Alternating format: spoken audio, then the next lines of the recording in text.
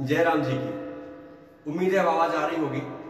थोड़ी सी सेटिंग खराब हो गई थी माइक की, इसकी वजह से आवाज हमारी आ नहीं पा रही थी और इसकी वजह से 10 मिनट में निकल भी गई। मैं ये कह रहा था कि मैं आप सबका बहुत बहुत आभारी हूं। आप सबका बहुत बहुत धन्यवाद देना है हमें, जो आप लोगों का इस तरह का सहयोग मुझे प्राप्त हुआ, मुझे मिला। आप लोगों ने जो एक साथ एक रिश्ता जोड़ा है, वो हमारा रिश्ता एक मित्र का है, एक सहयात्री का है और कोशिश ये रहेगी कि हमारी ये यात्रा इसी तरह चलती रहे। जो भी हमारे हिंदू धर्म में जो ज्ञान है, जो शास्त्र है, उसका अध्ययन हम सभी तक पहुंचता रहे। और जो दूसरी बड़ी बात है जो मुझे आपसे मिली है वो ये है कि आपने भी इसमें जिस तरह से अपना सहयोग दिखाया है, जिस तरह से आपने अपना उत्साह दिखाया है।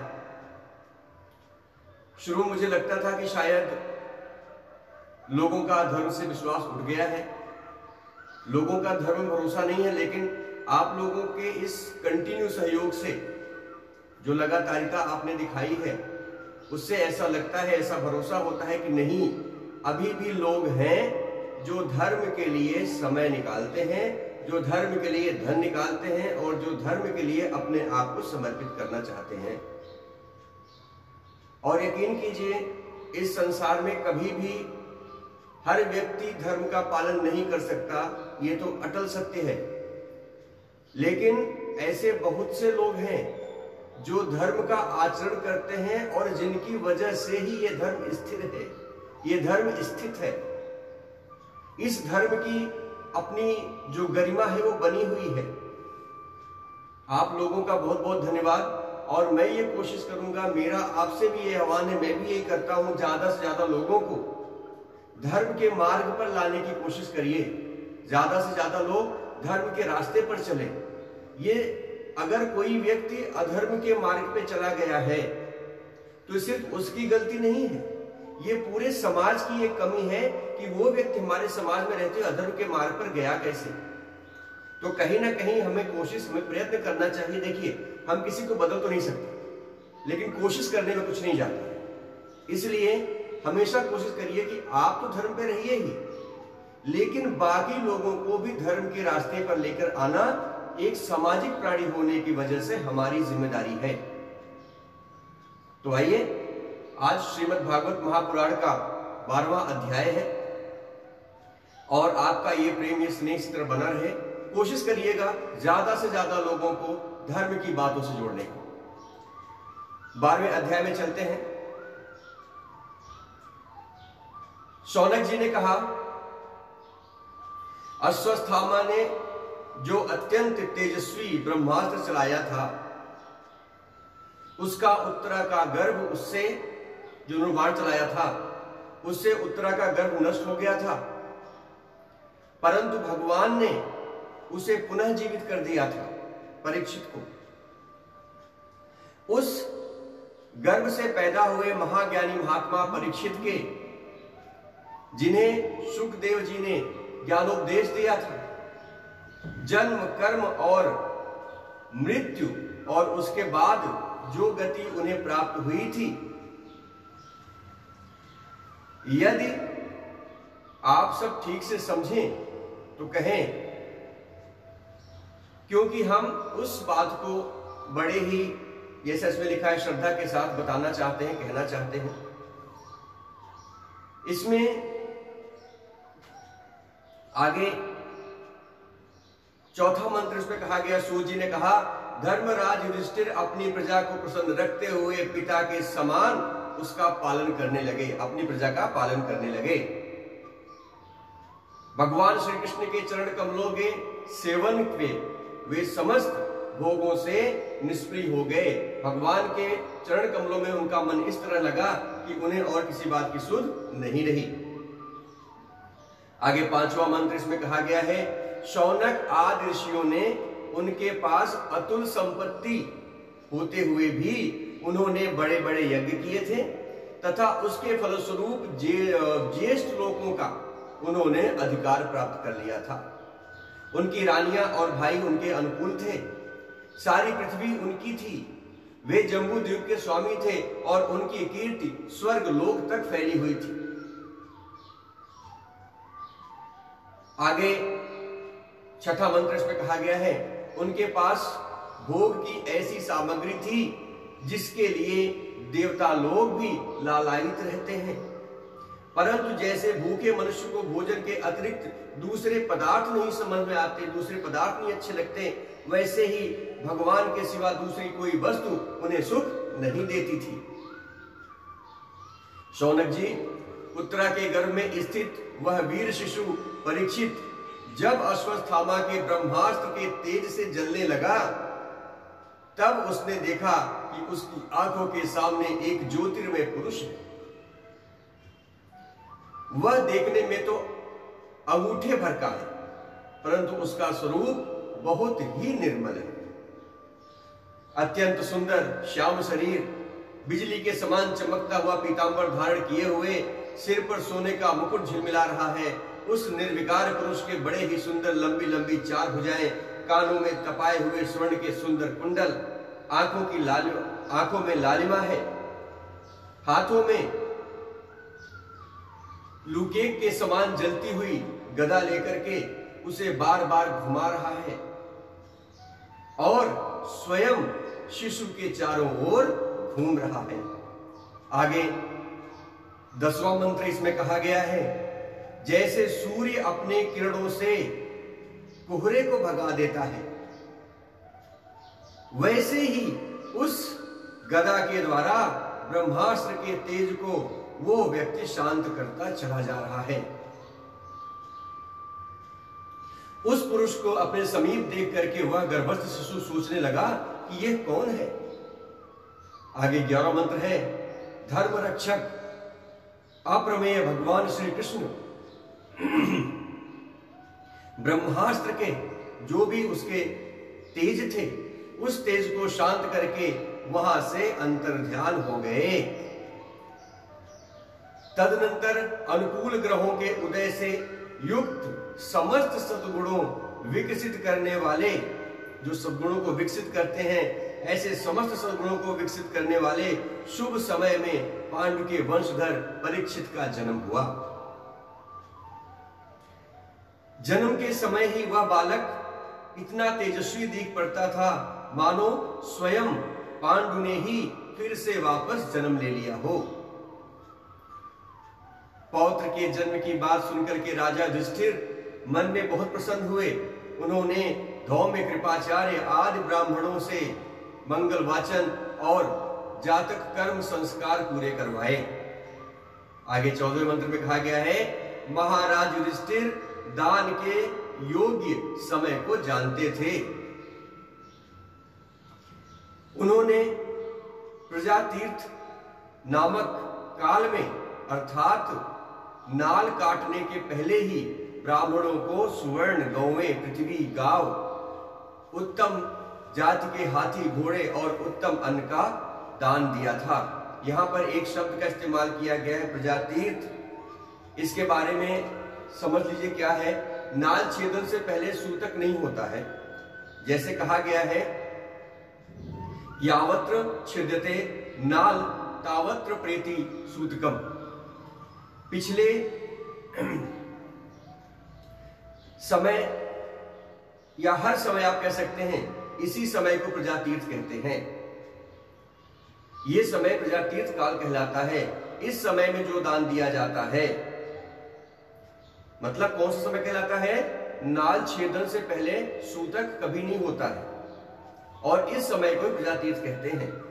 इस समय जो दान दिया जाता है वह अक्षय होता है। स्मृति कहती है कि पुत्रोत्पत्ति और व्यतिपात के समय दिया हुआ दान अक्षय होता है, उसका नाश नहीं होता है, वह आपकी कीर्ति में वृद्धि करता है।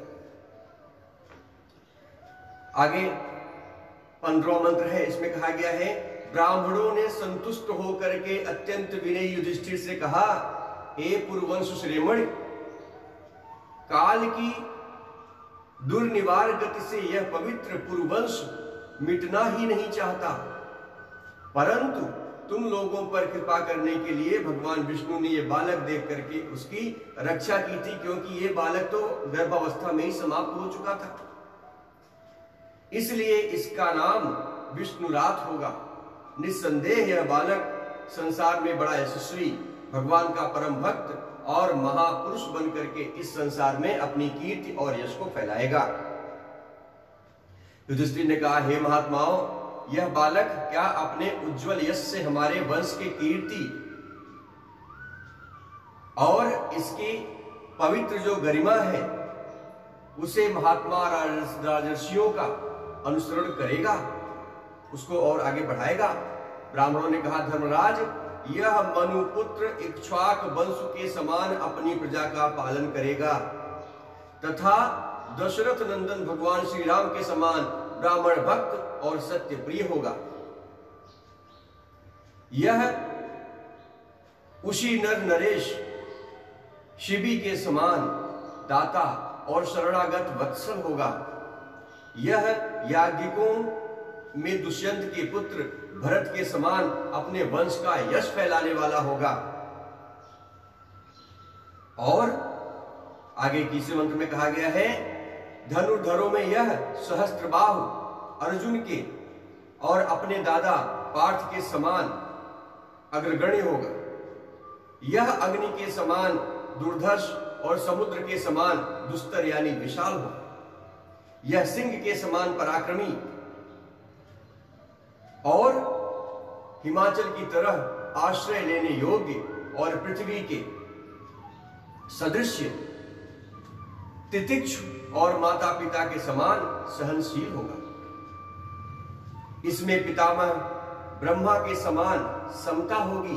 भगवान शंकर की तरह यह कृपालु होगा और संपूर्ण प्राणियों को आश्रय देने में यह लक्ष्मीपति भगवान विष्णु के समान होगा। यह समस्त सद्गुणों की महिमा धारण करने में भगवान श्री कृष्ण का अनुयायी होगा। रंत देव के समान उदार और ययति के समान ये धार्मिक होगा। 25वें मंत्र में आगे कहा गया है, धैर्य बलि के समान और भगवान श्री कृष्ण के प्रति दृढ़ निष्ठा में यह प्रहलाद के बराबर होगा। यह बहुत से अश्वमेध यज्ञों को करने वाला और वृद्धों का सेवक होगा। इसके पुत्र राजर्षि होंगे। मर्यादा का उल्लंघन करने वालों को यह हमेशा दंड देगा। ये पृथ्वी माता और धर्म की रक्षा के लिए कलयुग का भी दमन करने में सक्षम होगा। ब्राह्मण कुमारों, ये 27वां मंत्र है। ब्राह्मण कुमार के शाप से तक्षक के द्वारा अपनी मृत्यु सुन करके ये सबकी आसक्ति छोड़ देगा और भगवान के चरणों की शरण ले लेगा। 28वें मंत्र में कहा गया है, राजन, व्यसनंदन सुखदेव यह आत्मा के यथार्थ रूप का ज्ञान प्राप्त करेगा और अंत में गंगा तट पर अपने शरीर को त्याग करके निश्चय ही अभय पद प्राप्त करेगा। आगे 29वां मंत्र है। ज्योतिष शास्त्र के विशेषज्ञ ब्राह्मण राजा युधिष्ठिर को इस प्रकार बालक के जन्म लग्न का फल बता करके और भेंट पूजा आदि लेकर के अपने अपने गृह आश्रम को चले गए, अपने अपने घरों को चले गए।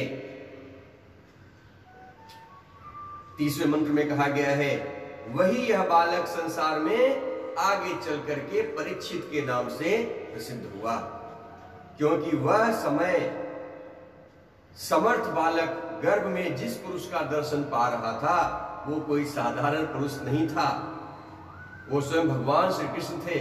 उसका स्मरण करता हुआ लोगों में उसकी परीक्षा करता रहता था कि देखें कि इनमें वो कौन सा है जिसके अंदर भगवान के दर्शन होते हैं। जैसे शुक्ल पक्ष में दिन प्रतिदिन चंद्रमा अपनी कलाओं से पूर्ण होता हुआ बढ़ता है, वैसे ही वह राजकुमार भी अपने गुरुजनों के लालन पालन से क्रमशः अनुदित बढ़ता हुआ शीघ्र ही सयाना हो गया, शीघ्र ही युवा हो गया। इसी समय स्वजनों के वध का प्रत्यक्षित करने के लिए राजा युधिष्ठिर ने अश्वमेध यज्ञ द्वारा भगवान की आराधना करने का विचार किया, परंतु प्रजा से वसूल किए हुए कर और दंड यानी जो जुर्माना होता है कि रकम के अतिरिक्त और धन न होने के कारण वे बड़ी ही चिंता में पड़ गए। यहां पर यह बात समझने वाली है और हम सबके लिए बहुत आवश्यक है कि महाराजा युधिष्ठिर प्रजा द्वारा वसूल किए गए कर और जो उनको दंड से जुर्माना वसूल किया गया था उससे अपना अश्वमेध यज्ञ नहीं करना चाहते थे। आप एक बात समझें, अगर कोई व्यक्ति आपके पास आए और आपसे बोले भाई मुझे 100 रुपए दे दो, मुझे बहुत तलब लगी, मुझे शराब पीना है, तो क्या आप उसे पैसा देंगे? अगर आप सदाचारी होंगे, अगर आप सद्बुद्धि वाले व्यक्ति होंगे तो आप उसे कभी पैसा नहीं देंगे। लेकिन अगर कोई दूसरा व्यक्ति आता है और बोलता है मुझे 100 रुपए दे दो, मुझे बहुत भूख लगी है, मैं 2 दिन कुछ खाया नहीं है, तो आप पैसा किसको देंगे? मित्रों, हम खुद भी चाहते हैं चाहे 1 रुपए भी खर्च करें, लेकिन हमारी कोशिश ये रहती है कि हमारा पैसा कभी भी किसी बुरे काम में जाकर के न खर्च हो, किसी बुरे काम में न लगे। इसलिए जब हम अपना पैसा किसी बुरे काम में नहीं देना चाहते हैं तो हमें कोशिश ये करनी चाहिए जो धन हमारे पास आता है वो भी किसी बुरे मार्ग से ना आए। आगे 32वें मंत्र में 33वें मंत्र में कहा गया है, उनका अभिप्राय समझ करके भगवान श्री कृष्ण की प्रेरणा से उनके भाई उत्तर दिशा में राजा मारुत और ब्राह्मणों द्वारा छोड़ा हुआ बहुत सा धन लेकर के चले आए। अभी इसमें एक बात कही गई है, मारुतों द्वारा धन छोड़ा हुआ। पूर्व काल में महाराज मारुत ने ऐसा यज्ञ किया था जिसमें सभी पात्र स्वर्ण के थे, उसमें जितने बर्तन थे वो सारे सोने के बर्तन थे, स्वर्ण के बर्तन थे। यह यज्ञ समाप्त हो जाने पर उन्होंने वे पात्र उत्तर दिशा में फेंकवा दिए थे। उन्होंने ब्राह्मणों को भी इतना धन दे दिया था कि उसे वे ले न जा सके, वे भी उसे उत्तर दिशा में छोड़ करके चले गए। आगे परिपक्व धन पर राजा का अधिकार होता है, इसलिए उस धन को मंगवा करके भगवान ने युधिष्ठिर का यज्ञ संपूर्ण कराया, क्योंकि वो धन किसी के चोरी का धन नहीं था। ब्राह्मणों द्वारा छोड़ा हुआ बहुत सा धन ले आए, उससे यज्ञ की सामग्री एकत्र करके धर्मवीर महाराज युधिष्ठिर ने 3 अश्वमेध यज्ञों द्वारा भगवान की पूजा की। युधिष्ठिर के निमंत्रण पर पधारे हुए भगवान ब्राह्मणों द्वारा उनका यज्ञ संपन्न करा करके अपने सुहृद पांडवों की प्रसन्नता के लिए कई महीनों तक वहीं पर रहे। शौनक जी इसके बाद भाइयों सहित राजा युधिष्ठिर और द्रौपदी से अनुमति लेकर के अर्जुन के साथ यदुवंशियों से घिरे हुए भगवान श्री कृष्ण ने द्वारिका के लिए पुनः प्रस्थान कर दिया। अभी हमारा 12वां अध्याय यहां पर समाप्त होता है और हम 13वें अध्याय में चलते हैं। मित्रों, महाभारत की अगर हम कथा पर निगाह डालें तो उसमें हमें मालूम पड़ता है कि धृतराष्ट्र जो था वो सिर्फ नेत्र से अंधा नहीं था, उसकी जो मन की आंखें थी उसको भी उसने अपने पुत्र प्रेम में पूरी तरह से बंद कर रखा था। अगर वैसे महाभारत का युद्ध होना था तो पूर्ण निश्चित था, लेकिन फिर भी अगर धृतराष्ट्र जैसे पिता न हो तो महाभारत जैसे युद्ध भी न हो। इसलिए पुत्र प्रेम में पड़ करके हर अनुचित कार्य को करना ये अपने आप के लिए ही नहीं, उस पुत्र के लिए विनाशकारी होता है जिस पुत्र के प्रति पिता अपना इतना प्रेम दिखाता है। अगर आप शिवाजी की जीवनी पढ़ें तो उनकी माता ने उन्हें बाल्यावस्था में ही पहाड़ पर चढ़ने की प्रक्रिया से गुजरने की कला बताई थी। उन्होंने शिवाजी को कोई ऐश्वर्य नहीं दिया था। उन्होंने बचपन में शिवाजी को तालाबों में तैराया था, कीचड़ में दौड़ाया था, क्योंकि उन्हें शिवाजी को एक महान आत्मा बनना है, ऐसी उनकी मनोकामना थी, ऐसी उनकी सोच थी।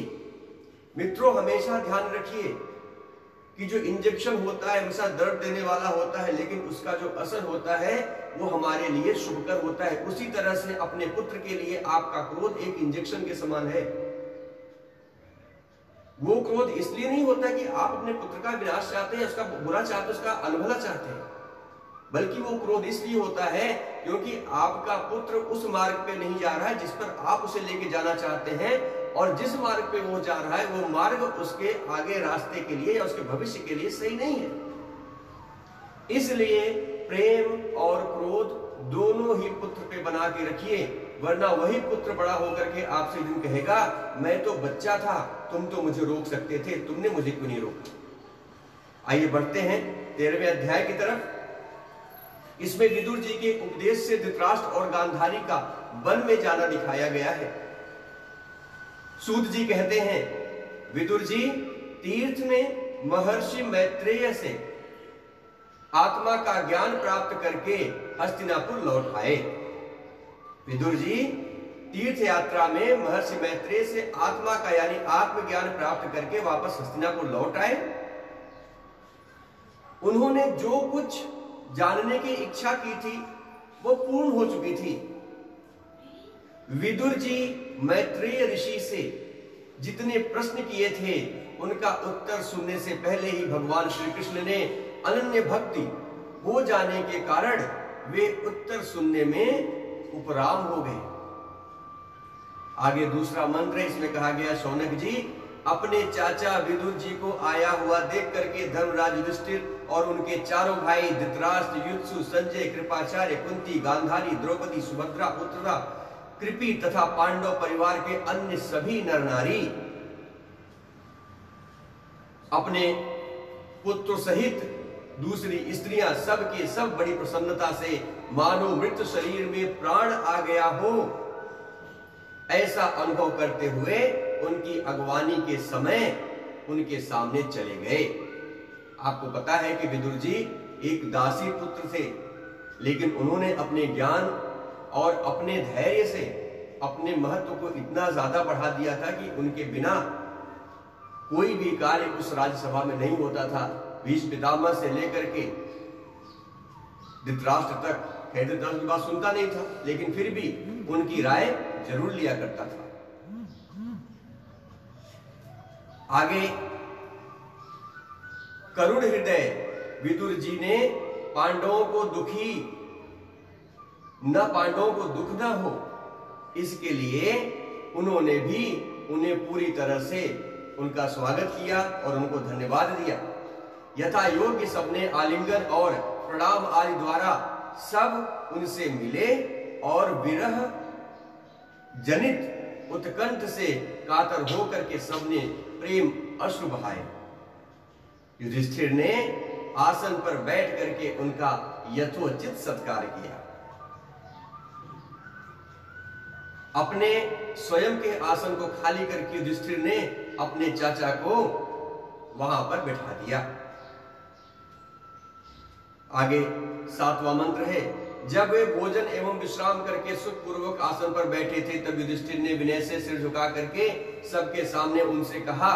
युधिष्ठिर ने कहा, चाचा जी जैसे पक्षी अपने अंडों का पंखों की छाया के नीचे रख करके सेते हुए बढ़ाते हैं, वैसे ही आपने अत्यंत वात्सल्य से अपने कर कमलों की छाया में हम लोगों को पाला पोसा है। बार बार आपने हमें और हमारी माता को विषदान और लाक्षागृह के दाह आदि विपत्तियों से आपने हमेशा हमारी रक्षा की है। क्या आप कभी हम लोगों को याद करते थे?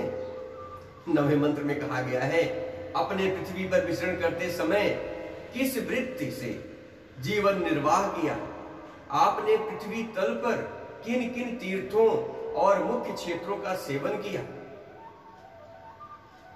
हे प्रभु, आप जैसे भगवान के प्यारे भक्त स्वयं ही तीर्थ स्वरूप होते हैं। आप लोग अपने हृदय में विराजमान भगवान के द्वारा तीर्थों की महातीर्थ बनाते हुए समस्त तीर्थों में विचरण करते रहते हैं। चाचा जी, 11 मंत्र है। वहां हमारे सुहृद एवं भाई बंधु यादव लोग, जिनके एकमात्र आराध्य देव भगवान श्री कृष्ण हैं, अपनी नगरी में सुख से तो है ना। आपने यदि जाकर के देखा नहीं होगा तो सुना तो अवश्य ही होगा। युधिष्ठिर के इस प्रकार के पूछने पर विदुर जी ने तीर्थों और यद वंशों के संबंध में जो कुछ देखा या सुना था और अनुभव किया था वो सब क्रम से बतला दिया। केवल यदु वंश के विनाश की बात उन्होंने नहीं बताई। करुणा हृदय विदुर जी पांडवों को दुखी नहीं देख सकते थे, इसलिए उन्होंने यह अप्रिय एवं असह्य घटना पांडवों को नहीं सुनाई, क्योंकि वह तो स्वयं ही प्रकट होने वाली थी, उनके सामने वो बात आने वाली थी। आगे 14वें मंत्र में कहा गया है, पांडव विदुर जी का देवता के समान सेवा सत्कार करते थे। वे कुछ दिनों तक अपने बड़े भाई धृतराष्ट्र की कल्याण कामना से सब लोगों को प्रसन्न करते हुए, सभी व्यक्तियों को प्रसन्न करते हुए सुखपूर्वक हस्तिनापुर में ही रहे। विदुर जी तो साक्षात धर्मराज थे। मांडव्य ऋषि के शाप से 100 वर्षों के लिए वे शूद्र बन गए थे। अब इसकी क्या कथा है? एक समय किसी राजा ने कुछ चोरों को मांडव्य ऋषि के आश्रम पर पकड़ा। कुछ अनुचर थे। राजा के अनुचरों ने उनको मांडव ऋषि के आश्रम पर जाकर के पकड़ लिया। उन्होंने समझा कि ऋषि भी चोरी में शामिल है। मित्रों, एक बात मैं यहां पर जरूर जोड़ना चाहूंगा कि कभी भी ऐसी अवस्था, ऐसी स्थिति आ सकती है आपके परिवार के साथ भी, आपके पड़ोसियों के साथ भी, या आपके मित्रों के साथ भी, तो बिना स्थिति का पूरी तरह से निरीक्षण किए हुए किसी भी निष्कर्ष पर मत पहुंचिएगा, क्योंकि इस तरह से दूसरों की सुनी हुई बातों से बहुत सारे घर उजड़ जाते हैं, बहुत सारे रिश्ते टूट जाते हैं। उस राजा ने समझा कि ये ऋषि भी इस चोरी में शामिल होंगे, अतः ये भी पकड़ लिए गए और राज आज्ञा से उन सभी को सूली पर चढ़ा दिया गया। राजा को यह पता लगते ही कि ये महात्मा है, ऋषि को सूली पर से उतरवा दिया और हाथ जोड़ करके उनके सामने अपने अपराध को क्षमा कराया। मांडव जी ने यमराज के पास जाकर के पूछा, मुझे किस पाप के फलस्वरूप यह दंड मिला? यमराज ने बताया कि आपने लड़कपन में एक टिड्डी को कुश की नोक से छेद दिया था, इसीलिए आपके साथ ऐसा हुआ। इस पर मुनि ने कहा, मैं अज्ञानवश मैंने ऐसा किया होगा। उस छोटे से अपराध के लिए तुमने मुझे बड़ा कठोर दंड दिया है, इसलिए तुम 100 वर्षों तक शूद्र योनि में रहोगे। मांडव के इस शाप से ही यमराज ने विदुर के रूप में अवतार लिया था।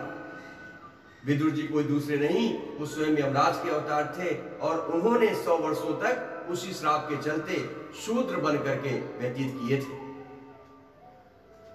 अब आगे बढ़ते हैं।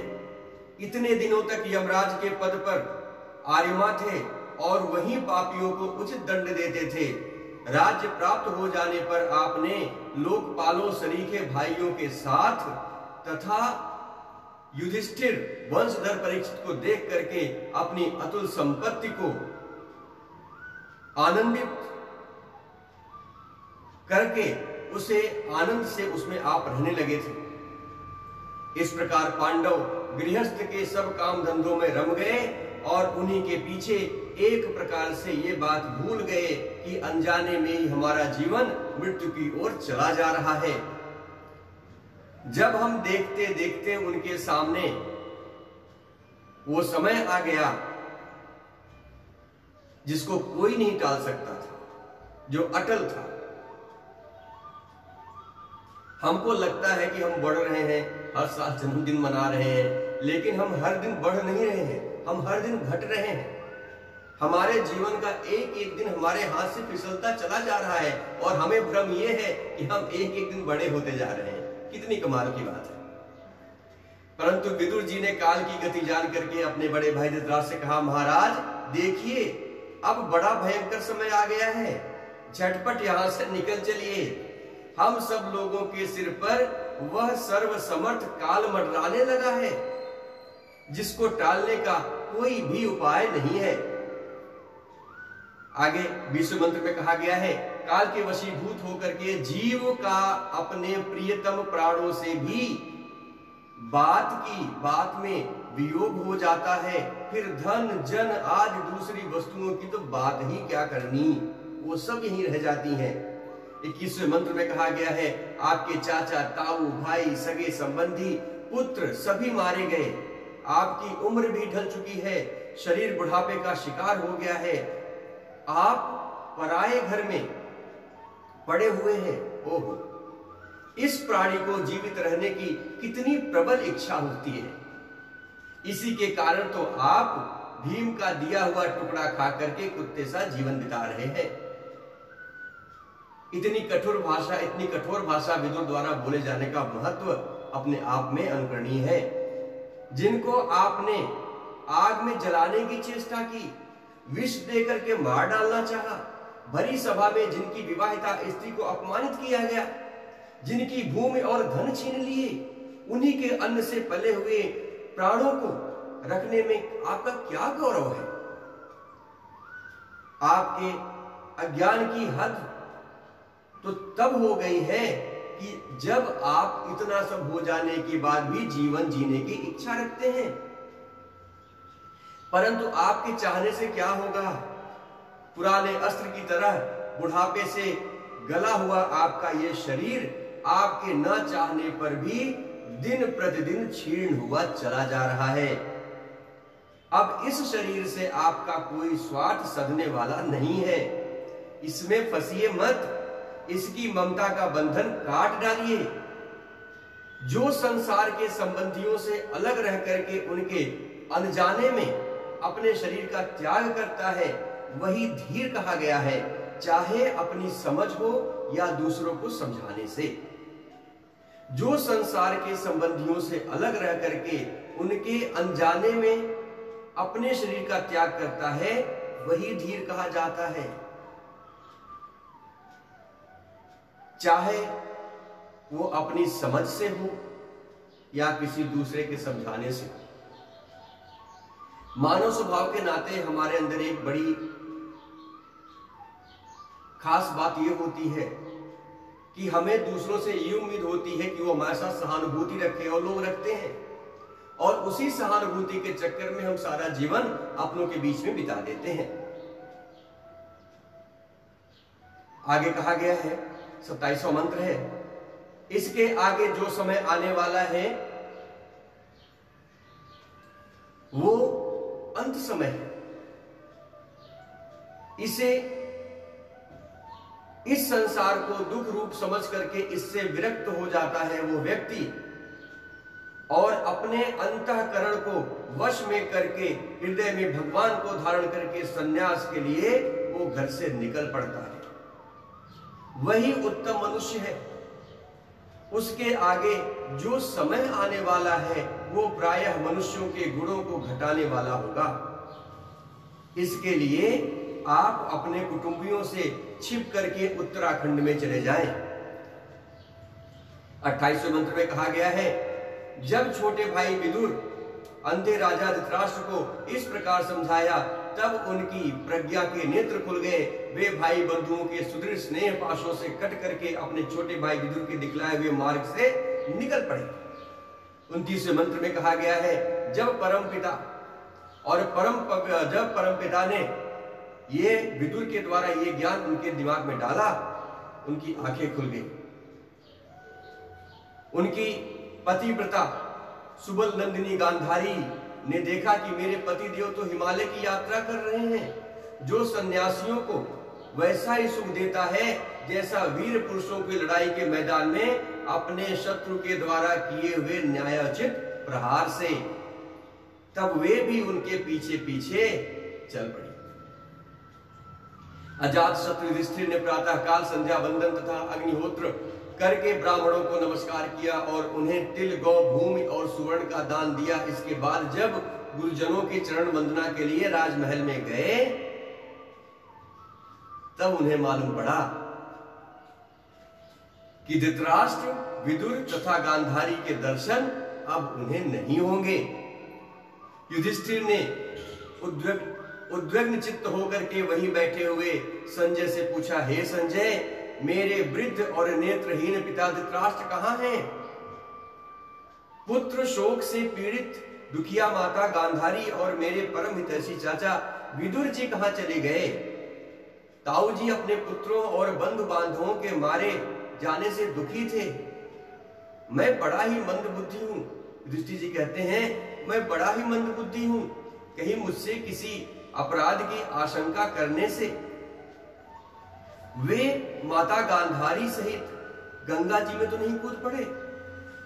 आगे 33वां मंत्र है, जब हमारे पिता पांडु की मृत्यु हो गई थी और लोगों ने नन्हे बच्चे और हम लोग नन्हे बच्चे थे, तब इन्हीं दोनों चाचाओं ने बड़े बड़े दुखों से हमें बचाया था।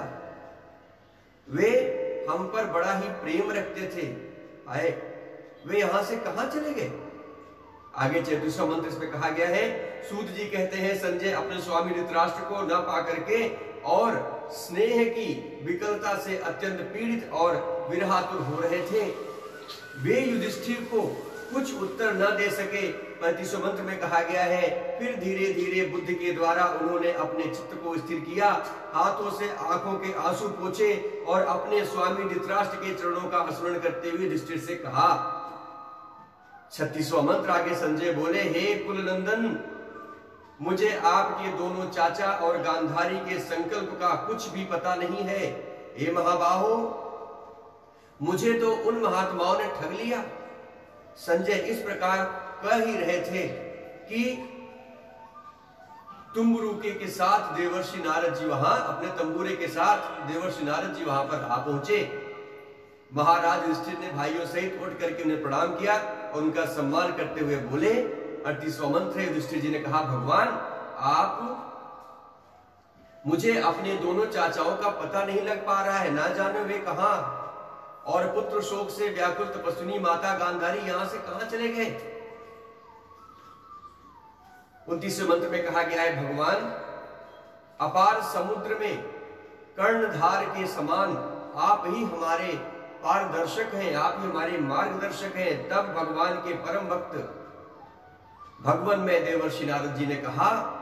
40वां मंत्र है, धर्मराज तुम किसी के लिए शोक मत करो, क्योंकि वो सारा जगत ईश्वर के वश में ही है। सारे लोक और लोकपाल विवश होकर के ईश्वर की आज्ञा का पालन कर रहे हैं। वही एक प्राणी को दूसरे प्राणी से मिलाने वाला है और वही उन्हें अलग करता है। 41वें मंत्र में कहा गया है, जैसे बैल गाड़ी रस्सी में बंधे और छोटी रस्सी नथे पर रख करके अपने स्वामी का भार ढोते हैं, उसी प्रकार मनुष्य भी वर्ण आश्रम में अनेक प्रकार के नामों से वेद रूप रस्सी में बंध करके ईश्वर की आज्ञा प्राप्ति के अनुसरण करता है। जैसे संसार में खिलाड़ी की इच्छा से ही खेल खिलौनों का संयोग और वियोग होता है, वैसे ही भगवान की इच्छा से मनुष्य का मिलना बिछड़ना होता है। 43वें मंत्र में कहा गया है, तुम लोगों के जीवन रूप से नित्य मानो या देह रूप से अनित्य अथवा जड़ रूप से अनित्य और चेतन रूप से नित्य तथा शुद्ध बुद्धि रूप में नित्य अनित्य कुछ भी ना मानो। किसी भी अवस्था में मोहजन आसक्ति के अतिरिक्त वे शोक योग्य नहीं है। आगे 43वां मंत्र है, इसलिए धर्मराज वे दीन दुखी चाचा चाची असहाय अवस्था में मेरे बिना कैसे रहेंगे। इस आज्ञानजन्य मन की विकलता को छोड़ दो। ये परम भौतिक शरीर हमेशा नहीं रहता, कर्म और गुण के वश में है। ये अजगर के मुंह में पड़े हुए पुरुष के समान ये पराधीन शरीर दूसरों की रक्षा ही क्या कर सकता है। हाथ वालों के बिना, हाथ वाले 4 पैर वाले पशुओं के बिना पैर वाले यानी तृण आदि, और उनमें भी जो बड़े जीवों को छोटे जीवों का आहार बनते देखते हैं, इस प्रकार एक जीव दूसरे जीव का कारण बन रहा होता है और उसकी मृत्यु का कारण बन रहा होता है। इस प्रकार एक जीव दूसरे जीव के जीवन का कारण हो रहा होता है। इन समस्त रूपों में जीवों का बाहर और भीतर वही एक स्वयं प्रकाश भगवान है, जो संपूर्ण आत्माओं की परमात्मा है। माया के द्वारा अनेक प्रकार से हो रहे तुम्हारे इन अज्ञान से जो भाव प्रकट हो रहे हैं, उनसे तुम परेशान मत हो। तुम केवल उन्हीं को देखो जो सत्य है। महाराज, समस्त प्राणियों को जीवन दान देने वाले ही भगवान हैं।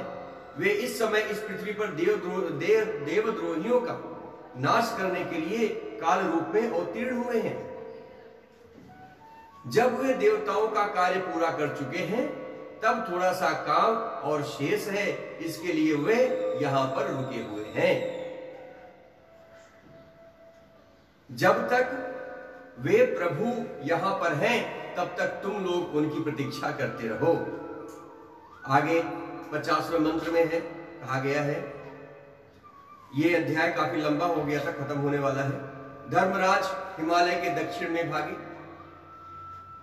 जहां पर हिमालय के दक्षिण भाग में जहां सप्त ऋषियों की प्रसन्नता के लिए गंगा जी ने अलग अलग 7 धाराओं के रूप में अपने को 7 भागों में विभक्त कर दिया है, जिसे सप्त स्रोत कहते हैं, वहीं ऋषियों के आश्रम पर धृतराष्ट्र अपनी पत्नी गांधारी और विदुर के साथ चले गए हैं।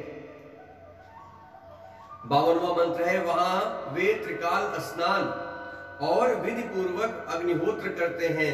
अब उनके चित्त में किसी प्रकार की कोई कामना नहीं है, वे केवल जल पी करके शांतिचित्त निवास करते हैं। आसन जीत करके प्राणों को वश में करके अपनी ही 6 इंद्रियों को विषयों से लौटा लिया है।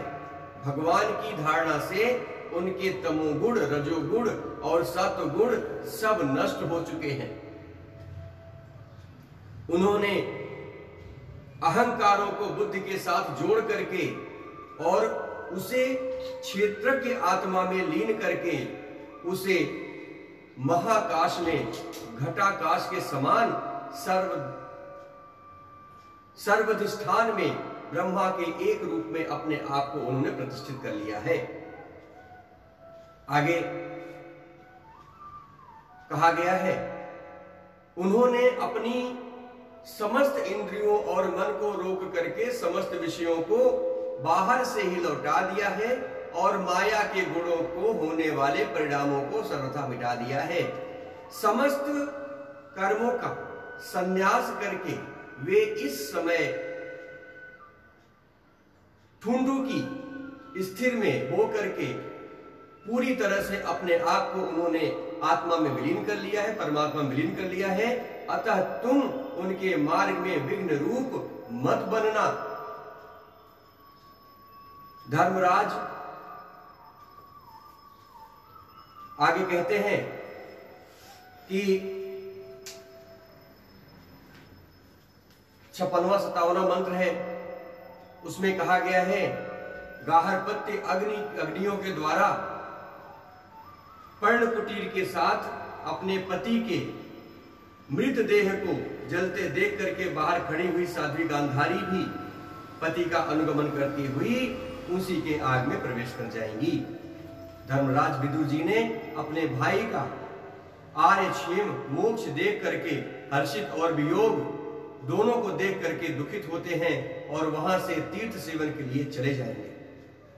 देवर्षि नारद यूं कह करके अपने तंबूरे के साथ स्वर्गलोक को चले गए धर्मराज युधिष्ठिर ने उनके उपदेशों को हृदय में धारण करके अपने समस्त शोक को त्याग दिया, क्योंकि उन्हें पता चल गया था कि वो मरने वाले नहीं हैं, बल्कि उनका उद्धार होने वाला है। उन्हें पता था कि देवर्षि नारद त्रिकालदर्शी हैं। वे धृतराष्ट्र के भविष्य को, वर्तमान को भली प्रकार देखते हुए उनके रूप में उन्होंने वर्णन किया था। धृतराष्ट्र पिछली रात को ही हस्तिनापुर से चले गए थे, अतः यह वर्णन भविष्य का ही समझना चाहिए। इस तरह से अपने वचनों को कह करके देवर्षि नारद वहां से चले गए, वहां से विलुप्त हो गए। इसके साथ ही हमारा 13वां अध्याय समाप्त होता है। कल आपके साथ हम 14वें अध्याय का अध्ययन करेंगे।